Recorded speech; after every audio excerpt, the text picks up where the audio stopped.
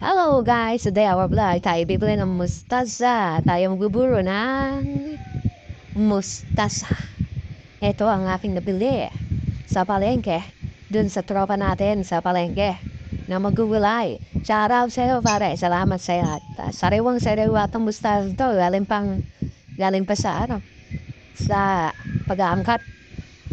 Kababagsak lang pero bumili na ako ng halagang 100 plus. Thank you pare.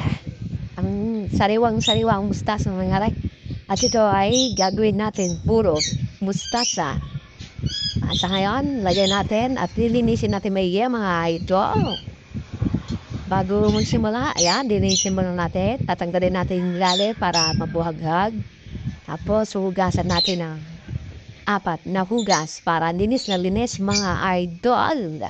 Ang gagawin natin puro mustasa. O, tinan nyo, sariwang-sariwa yung mga idol. Perfect na perfect ang mustasa na yan. Okay, simulan natin. Yan po, sinuhugasan natin yung mga idol.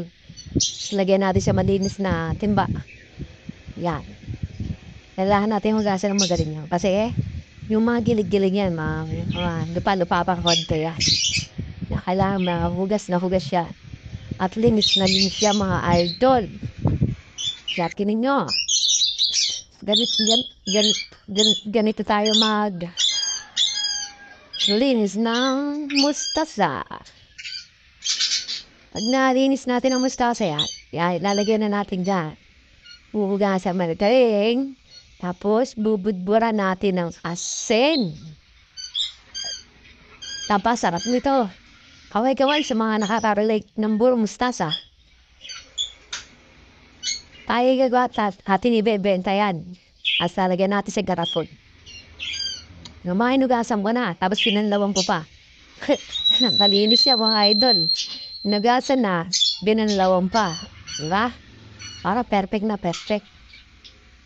O yan o, tira mo, may naiiwan dun o, sa planggana o. Tira mo, may naiiwan pa, diba? Yan ang purpose niyan. Hinugasan, tapos binanlawan. O, diba?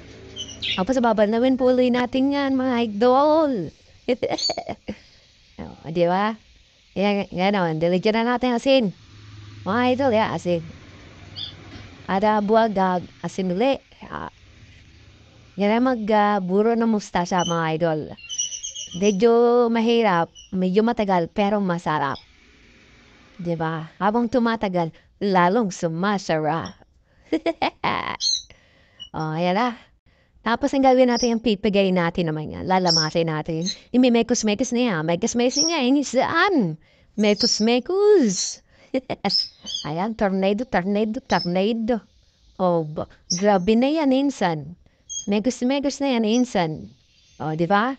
Yan. Yung pagme-mekos-mekos, talagang tigam-tiga natin. Tatanggalin natin yung katas. Yung katas yan, natanggal na. Tapos gagayatin naman natin. Yan, di ba? Pag nagahit natin yan, ilalagay natin ulit doon sa isang planggana. Tapos, imimekos-mekos ulit, pipigayin ulit natin yan. Tapos, ang ilalagay dito tubig yung hugas bigas, mga idol. Hugas bigas, pakulo na tayo ng hugas bigas. Mas masarap, mga idol, na hugas bigas ang gamitin.